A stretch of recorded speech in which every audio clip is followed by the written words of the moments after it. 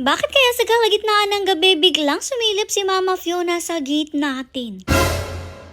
This morning, tuwang-tuwa naman ang ating baby Althea kasi naman pinalabas muna siya ni mother kaya ayan talaga nagtatatakbo-takbo nga siya dito sa office area. Yes guys, binibigyan din ni mother ng time ang ating baby Althea para makapagtakbo-takbo syempre kesa naman nasa cage lang siya maghapon. Obviously, enjoy rin naman niya ang time niya dito sa labas kasi talagang nagtatatakbo siya, nagtatatalon at nagagagala. Very happy rin naman tayo para sa Althea natin kasi sobrang masayahin na rin nga siya ngayon at kahit paano mukhang happy naman siya dito sa atin. Siguro nga maisip nyo, hindi safe yung ganito na pinalalakad natin si Althea dito sa off-leash area natin, lalo na at nakakapunta rin dito ang ating pack members. Dahil gaya nga ng sabi ko sa inyo, madali talagang makahawa ang galis at baka maaring maging delikado para sa pack members natin kung nagtatakbo-takbo sila sa iisang area. Pero guys, alam nyo naman ang pack members natin, protektado talaga, naka-next guard kasi sila lahat. And syempre, palagi din natin silang binibigyan ng next guard, kaya naman hindi na sila kakapitan ng galis mismo. At isa pa, alam nyo rin naman na tuwing magpapalabas tayo sa pack members natin, ay dinidisinfect muna natin itong area na to. Yun talaga yung hindi pwedeng mawala before nga natin palabasin ang ating pack members. Anyways, balik na nga tayo dito sa ating Althea na grabe, napaka-sweet. Kasi alam nyo ba, gusto palagi niya nilalambing-lambing siya. Alam nyo ba, tuwing dadating ako dito kina mother, Diyos ko, itong si Althea talagang sumasalubong agad. Although super lit talaga ng imik niya, as in halos hindi mo marinig yung imik niya, pero nandyan talaga siya paimik-imik, paiyak-iyak at sumasalubong sa darating. Nakakatuwa naman na kahit talagang hindi maganda ang ginawa sa kanya ng kanyang human or nung nagmamayari sa kanila noon, ay hindi naman na siya na-trauma sa mga tao at talagang todo lapit pa rin nga siya sa mga tao. Since alam nyo naman may mga aso talaga na ayaw na lumapit halos sa mga tao. Lalo na nga kapag nakaranas na sila ng cruelty from people, diba kawawa yung mga ganong klaseng aso. Anyways, no, kinagabihan naman, pinalabas rin ni mother si Althea. Nung makapasok naman siya, nagpakain siya ng mga pusa dito sa labas. Hay nako, kung alam nyo lang,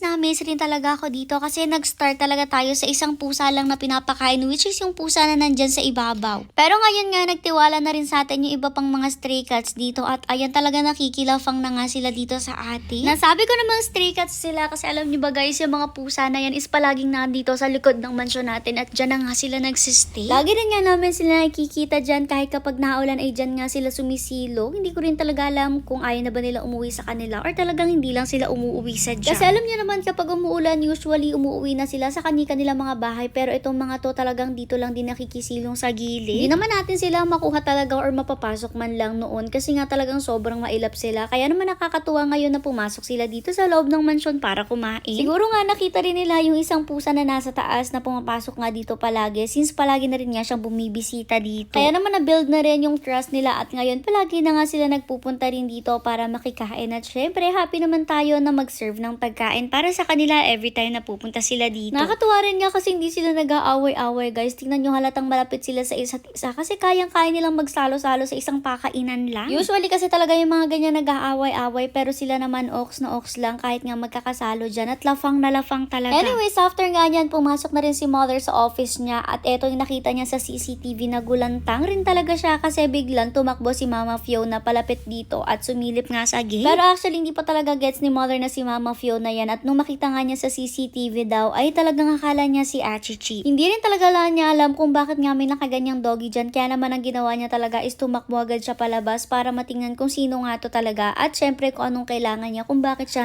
nakasilip na ganyan. Ang tagal rin nga niya nakasilip dyan guys at talagang hindi naman siya nag-iimik-imik man lang or tumatahol or umiiyak kasi nakasilip lang talaga siya dyan at nakikiramdam nga. Sumuot na rin nga totally yung ulo niya dyan, siguro nga dahil wala nakakapansin sa kanya. Alam niyo yun, parang nagpapapansin talaga siya at talagang may gusto siya. Anyways, dito nga maya-maya pa makikita nyo na lumabas na nga si mother mula dyan sa pinto papunta sa mansion at sinilip niya agad itong doggy na to. Nung makita nga niya na si Mama Fiona yan at nung makita ni Mama Fiona si mother, tumakbo na rin naman si Mama Fiona kasi alam niyo naman mailap din talaga yan. Pero hindi naman siya umalis totally, lumayo lang talaga siya since alam niyo naman hindi pumapayag yung mga yan nalapitan sila. Dito na nga na-gets ni mother na siguro nagugutom si Mama Fiona at nangihingi siya ng pagkain kaya kumuha talaga siya agad ng pagkain doon sa loob ng mansyon. Nakakatuwa naman na kayang-kaya na nilang manghingi ngayon kasi syempre minsan talaga hindi naman na natin makita kung kung sino ba yung nakakakain or hindi. Basta na nga lang tayo nagbibigay ng food. Siguro nga hindi nakakain si Mama Fiona nung magpakain tayo kaninang hapon or siguro nagutom lang ulit siya kahit nakakain na siya kanina. Pero wala namang problema yan. Gaya nga ng sabi ko sa inyo, handa tayong magbigay sa kanila ng pagkain anytime, anywhere. At si Mother nga kahit anong oras babangon talaga yan basta makita niya na may naghahanap ng pagkain dito sa labas. At nung time na to nga pala guys, hindi nakapag-iwan si Mother ng dog food dito sa labas. Kasi alam nyo naman, bagyuhan talaga, kaya naman na nangyayari yung dog food na pupuno lang ng tubig ulan at hindi nakakain ng mga doggy. Sayang naman at kawawa rin sila. Kaya naman minabuti ni Mother na pinapakain na nga lang sila ngayon tuwing hapon, pero hindi na nga muna nag-iiwan ng pagkain dito sa labas na to tuwing gabi. Yun rin nga siguro ang reason kung bakit talagang nangalampag ng gate natin si Mama Fiona ngayon, since wala nga siyang makitang pagkain dito sa labas at nagugutom na siya. Nasanay rin kasi sila na pagpunta nga nila dito is may makukuha na talaga silang pagkain, at kapag nagutom sila pagpunta nila dito, lafang na lang talaga sila. Anyways, ayan na nga, nabigyan na siya ni Mother ng food. Syempre may ulam pa yan para nga special at mas masarap yung kain niya. Pumasok na rin naman agad si Mother dyan. Hinayaan na lang rin nga niya na makalapang dyan si Mama Fiona. The next morning naman, habang nagkakagulo ang pack members natin dyan, naisipan ni Mother na palabasin nga ang ating baby Cyber. Yes guys, kahit almost 8 years old na yan, baby pa rin natin yan syempre. Kapag ganito kasi, binibigyan lang ni Mother ng time si Cyber na makapag-exercise dito sa labas, at syempre hindi man magpapaulan Junakis niya na si Malia. Eto naman si Malia, lumalabas na talaga ang kalikutan niya basta makatungtong nga siya sa mga ganitong bed, kasi naman tuwang-tuwa rin nga siya sa ganitong kama. At isa pa, tuwang-tuwa rin talaga yan basta makalabas siya. Ay Diyos ko, sobrang maglilikot na talaga yan. Mas nag-enjoy rin nga siya sa ganito kesa yung kasama niyang ibang pack members, kasi naman sobrang nalilikutan siya sa mga pack members natin, kaya hindi naman niya nailabas yung kulit niya. Pero ngayon nga, kitang-kita niyo kung gaano siya kagaslaw at gaano siya kalikot. Diba, akala mo talaga hindi si Malia sa sobrang likot. Ang Cyber naman natin, pakalkal-kalkal lang dyan, pero hindi naman siya nakakapaniraman lang dyan. May pangkalkal lang, tapos dahan-dahan na rin nga yung mga galaw niya. Alam niyo naman, ang Cyber natin medyo tumatanda na, pero syempre mukhang baby pa rin, kaya naman ganyan na lang yung galaw niya. Very dahan-dahan na lang, very minimal kumbaga. Pero alam niyo ba, hindi naman sila nagkakalayo ng age ni Malia, since halos 2 years nga lang yung age gap nila. Pero tingnan niyo, magkaiba na nga yung personality nila at yung lakas nila. Kumbaga kay Cyber kasi sa mga galaw niya, makikita nyo na talagang matanda na siya. Pero kay Malia, Diyos ko, parang nasa teenager days pa rin siya. Dito natin makikita talaga kung gaano kalaki yung changes ng mga doggies sa 2-year age gap lang. Kaya naman gaya na sabi ko sa video natin, bakit kaya mga doggies napaka-iksi ng buhay nila? Hindi kaya pwedeng yung buhay nila is kagaya na lang ng buhay nating mga tao. Kasi alam niyo yun, tayo mga tao, kaya nating umabot hanggang 100 years, mahigit pa nga yung iba.